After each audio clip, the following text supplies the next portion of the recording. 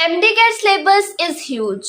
Chapters pending है और आप भी ये सोच रहे हो कि यार मुझसे तो नहीं होगा, then listen to me carefully.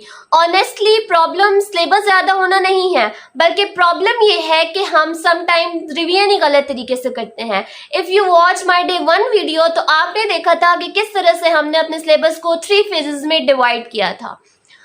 अब क्वेश्चन ये है कि फेजेस तो बना लिए, लेकिन पता नहीं है कि एक्चुअल में स्टडी कैसे करना है। लेक्चर ले लेना, बुक रीड कर लेना और इम्पोर्टेंट पॉइंट को हाईलाइट कर देना ये नहीं डिसाइड करेगा कि आपको चैप्टर आता है या नहीं। So let's fix this problem. First of all understand the concept. सबसे पहले कॉन्सेप्ट को समझो। सबसे बड़ी मिस्टेक जो स्टूडेंट करते हैं वो क्या करते हैं कि वो लेक्चर ले लेते हैं और लेक्चर लेने के बाद वो ये समझते हैं कि यार आज तो मैंने 2 घंटे का लेक्चर ले लिया, अब मैंने बहुत ज़्यादा पढ़ लिया। और अगर कोई उनसे उसी टाइम पे उसी टॉपिक के रेलेवेंट कोई एमसीक्यूज पूछ लेता है तो दे वर लाइक ओह वेट, ये तो मैंने पढ़ा था। सो आपने ये मिस्टेक रिपीट नहीं करनी। लेक्चर लेना है, लेकिन इस माइंडसेट के साथ, इस गोल के साथ कि आपने कॉन्सेप्ट को अंडरस्टैंड करना है। लेक्चर लो, जहां जरूरत पड़े वहां पॉज करो, शॉर्ट नोट्स बनाओ और खुद से क्वेश्चन करो कि what is this concept and why I am studying this, और ये एमडी कैट में मुझसे किस तरह से पूछा जाएगा। बिकॉज एमडी कैट में वो ये नहीं देखते कि आपने कितने लेक्चर्स लिए हैं, दे विल सी कि हाउ करेक्टली आप उस कॉन्सेप्ट को अप्लाई कर रहे हो। Number 2, MCQs practice. ये ही वो स्टेप है जो अक्सर स्टूडेंट्स स्किप कर जाते हैं इस माइंडसेट के साथ कि यार एक दफ़ा पूरा सिलेबस कंप्लीट कर लूँ फिर आराम से प्रैक्टिस करूँगा। ये माइंडसेट बिल्कुल गलत है। This is the mistake that I did.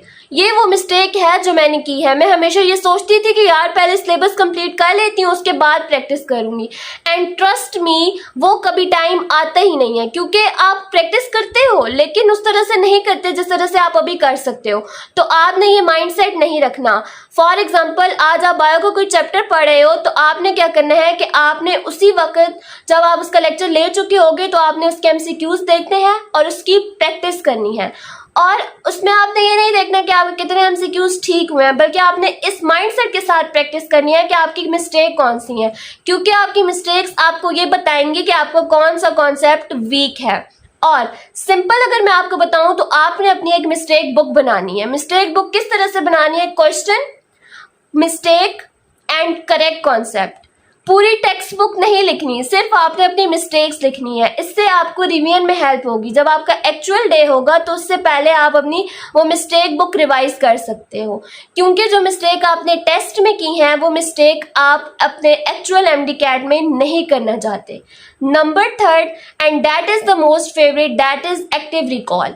Yes, concept समझ लिया, एमसीक्यूज प्रैक्टिस कर ली, बुक रीडिंग कर ली, अब आपने क्या करना है? आपने बुक को क्लोज कर देना है और आपने उस कॉन्सेप्ट को रिवाइज करना है। जो आपने पढ़ा है आपने उसको अपनी वर्डिंग में जो है वो एक्सप्लेन करना है। अगर आप एक्सप्लेन कर लेते हो तो वेल एंड गुड, लेकिन अगर आप नहीं भी करते हो तो आपने डीमोटिवेट नहीं होना, बल्कि यही चीज़ आपको बता रही होगी कि कौन सा आपका कॉन्सेप्ट वीक है।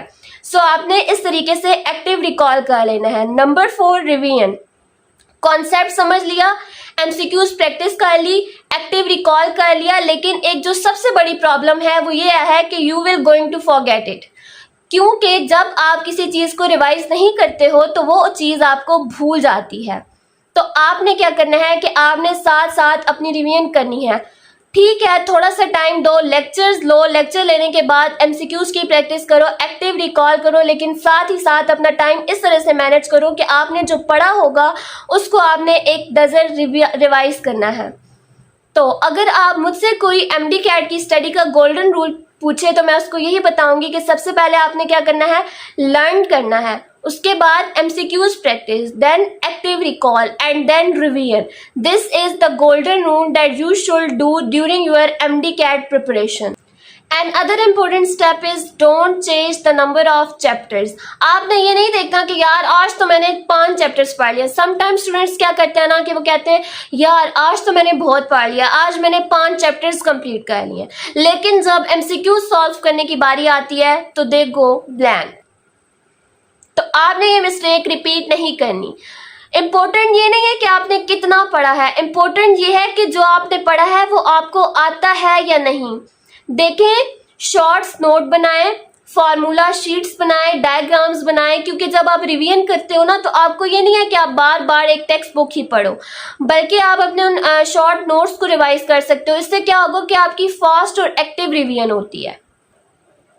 एंड अगर आप अभी अपने पेंडिंग सिलेबस की वजह से स्ट्रेस हो तो don't stress, just take a deep breath. आपने एक दिन के अंदर अपनी रिवीजन कंप्लीट नहीं करनी, बल्कि एक दिन के अंदर एक चैप्टर करना है। देखें, आपको बस रैंडम स्टडिंग को स्टॉप करना है और स्ट्रेटेजिक स्टडी स्टार्ट करनी है। MDCAT is not about studying harder. MDCAT is about studying smarter and studying consistently. So this was day 2 of our 36 days MDCAT series. See you in the day 3. Until then, stay consistent, study harder and believe in yourself. Do not give up on yourself. Allah Hafiz.